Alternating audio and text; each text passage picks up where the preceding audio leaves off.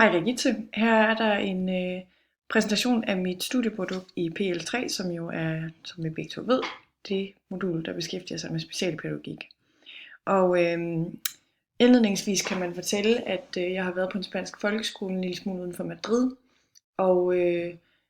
vi var egentlig på forhånd forberedt på at skulle møde en praksis, der lignede den spanske eller den danske virkelighed, som vi er vant til herhjemmefra, og det er for mit vedkommende en virkelighed, hvor man bedriver inklusion på den måde, at man anser inklusion for et perspektiv på undervisningen, der anskuer det faktum, at alle børn kan være i komplicerede læringssituationer, og det ikke bare handler om, at en minoritet, en diagnoseminoritet, har brug for hjælp og støtte på grund af særlige behov. Og den spanske folkeskole, jeg var på, hedder Aldebarán, og er kendt for at være en inklusionsskole. Og det vil sige, at de faktisk er kendt i området for det, og får flere elever ind, som netop i spansk regi har behovet for inklusion. Det vil blandt andet sige, at man har flere børn med Down-syndrom, man har rigtig mange læse- og skrivevanskeligheder, man har flere børn med autisme og ADHD. Så går vi ned i de metodiske overvejelser. I forhold til opgaven, der har jeg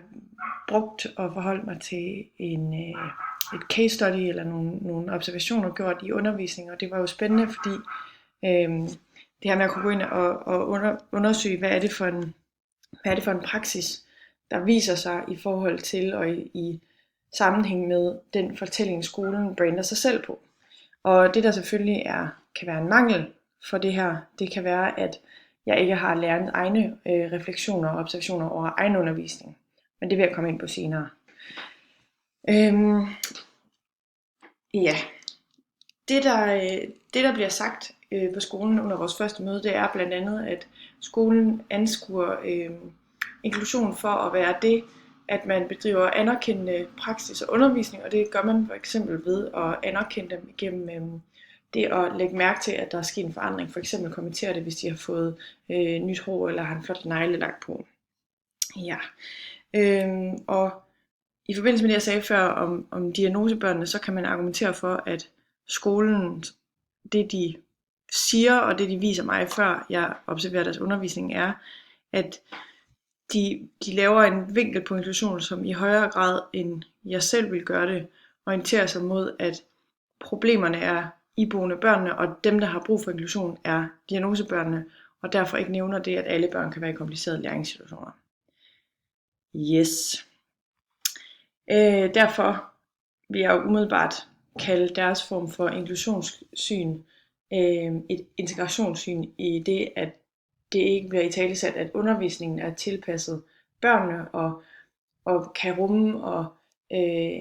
aktivere og bruge den der mangfoldighed, som eleverne repræsenterer. Yes, så går vi videre. Det er interessant at se på, hvad det er, der gør i observationen, at jeg tænker, hvad er forskellen her, hvorfor er det, de laver en inklusion, jeg måske ikke er enig med dem i, er inklusion. Og det er blandt andet, at undervisningen, den lægger op til at tage udgangspunkt i udenadslære og en form for drills, og lærerens rolle i det her, det er primært at være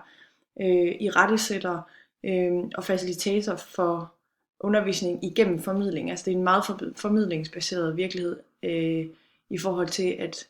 den praksis, jeg har observeret mest i Danmark, er en mere deltager- og inddragerorienteret skolevirkelighed og undervisningsvirkelighed. Ja. Det betyder jo så også, at det bliver svært at bedrive anerkendende og inkluderende undervisning eller praksis, fordi at eleverne ikke på den måde har behov for at deltage aktivt i hverken udformning eller afvikling af undervisningen. Ja. Man kan sige, at systemet i høj grad er behavioristisk. Vi observerer også flere gange faktisk, at der bliver brugt pointsystemer for at regulere elevernes adfærd, hvilket i min vurdering ikke lægger op til en inkluderende undervisning, på den måde forstået, at hvis man anskuer eller hvis man anskuer praksis for at være bundet op på, at eleverne er reguleret af sådan ydre stimuli, så accepterer man også på samme tid, i min vurdering, at eleverne ikke selv på den måde har indflydelse på deres adfærd. Godt, jeg vil gå videre til de dilemmaer, der kan være forbundet med inklusionsarbejdet i skolen, og noget af det, der er mest interessant for mig at gå ind i, synes jeg, det er det der med, sådan, hvad er det for nogle idealer, der er til stede, de sproglige og retoriske idealer, som bliver italesat under både den samtale, vi har med lederne i starten, og sådan hendes løbende tilgang til emnet, og så kontra de betingelser, der ligesom er til stede. Og det, som jeg synes er spændende i den her forbindelse, det er jo det der med, at skolen har tilsluttet sig Salamanca-erklæringen, som handler om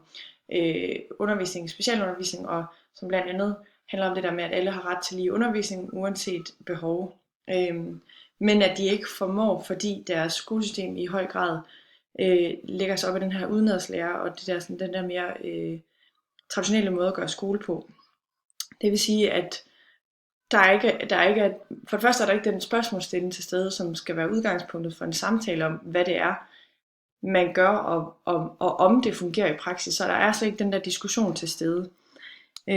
Og det vil også sige, at når man bedriver undervisning ud fra tavleundervisning, eller ud fra et tavleperspektiv, så er forståelsen der jo ikke i forhold til at skulle diskutere, hvornår man laver inkluderende undervisning, og hvornår man ikke gør.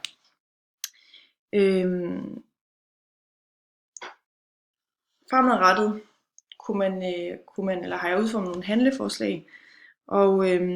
det er jo blandt andet, at det vil være oplagt for dem, og så gå ind i den diskussion, de ikke tager lige nu om deres praksis. Udgangspunktet for en sådan diskussion er jo, at man bliver opmærksom på, at der er et problem mellem praksis, eller der er i hvert fald nogle overensstemmelse, et spændingsfelt mellem den italesatte virkelighed og den reelle virkelighed. Så det ville jo være oplagt, at der kom nogle ressourcepersoner, eventuelt udstående eller andre fagpersoner, som gjorde dem opmærksom på, at det var afgørende, eller i hvert fald oplagt at have en samtale om det her. Så kan man sige, man kunne håbe, at en sådan diskussion ville føre til, at man fik en ny elevforståelse, så man i højere grad anså de inklusionsprocesser, man bedriver, som en ud fra et perspektiv, der hedder, at alle elever kan være i komplicerede læringssituationer, og man derfor tilrettelægger undervisning i forhold til alle elever, og undervisningsdifferentierer i forhold til klassen som et hele, i stedet for at anskue det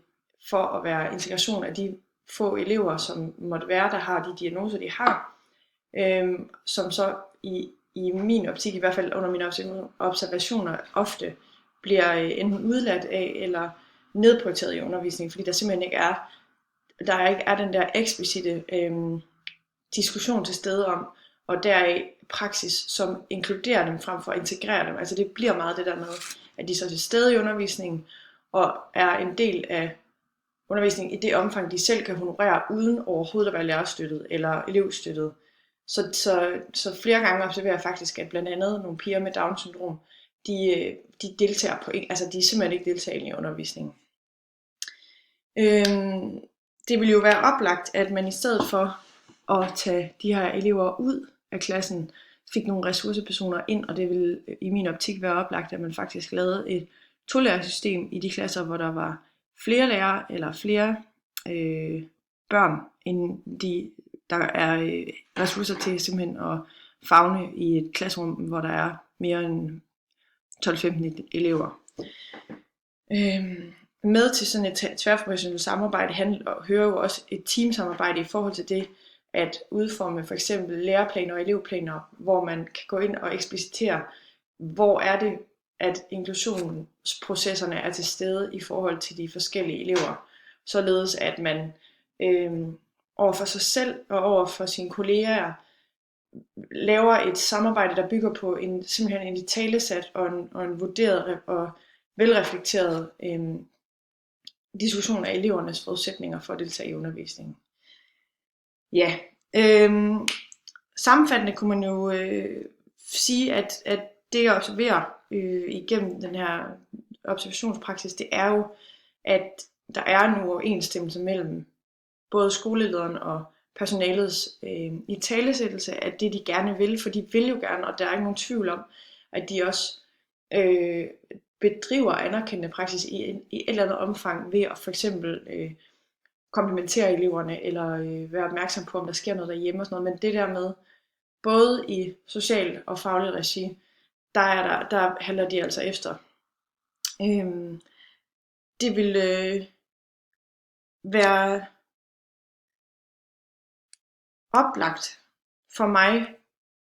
med henblik på at lave en videre undersøgelse eller en mere omsiggribende undersøgelse, at foretage et interview med for eksempel den leder, som også er lærer på skolen, og i hvis praksis jeg observerer ret afgørende uoverensstemmelse mellem hendes sigte og hendes praksis virkelighed. Og det kunne være spændende på den måde forstået, at jeg i så fald ville kunne få italesat og eventuelt diskuteret samtalt med hende om, hvad er det, der er din praksis, og hvad er det, der er din retoriske tilgang til konceptet. Og er der altså stillet spørgsmål til hendes praksis, hvad gør du i forhold til det her, for at være inkluderende. Men det vil være oplagt at arbejde videre med. Desværre kan det ikke lade sig gøre, for nu er jeg tilbage i Danmark, og skal til at i gang med studieprodukt 2. Tak fordi du lyttede.